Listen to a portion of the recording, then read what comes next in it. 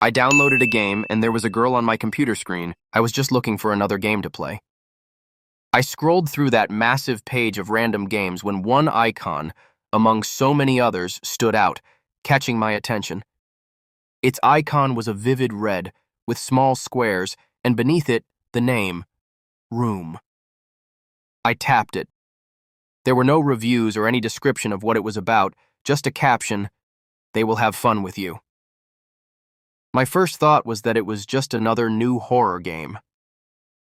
Since I've always been a fan of this genre, with thousands of posts and icons related to horror, I didn't think twice and set it to download on my computer. My stomach growled with hunger, pulling my attention away from the screen.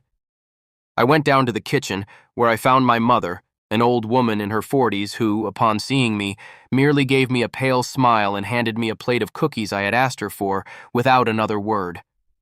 I went up the stairs. Before I even reached my bedroom, my feet froze to the floor. Through the half-open door, I could see a strong red light illuminating my entire room. I went to the door and opened it.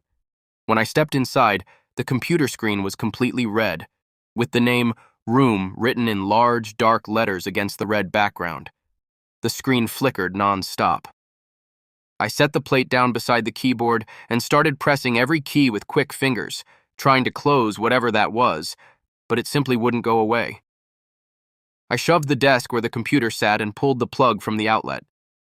The screen didn't turn off. The image remained there. Red. Almost alive, flickering over and over again.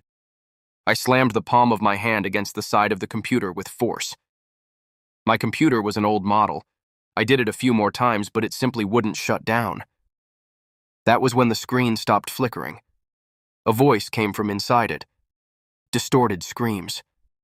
Then the screen began to flicker again, as if there were some kind of interference. I stopped, standing in front of the screen. A blonde woman in her 20s, her clothes filthy, began to appear on the screen in desperation, pounding against the glass. Her eyes were wide open, locked in an expression of terror. She muttered and screamed incoherent words. I swallowed hard. It was just a game. My computer had to be malfunctioning.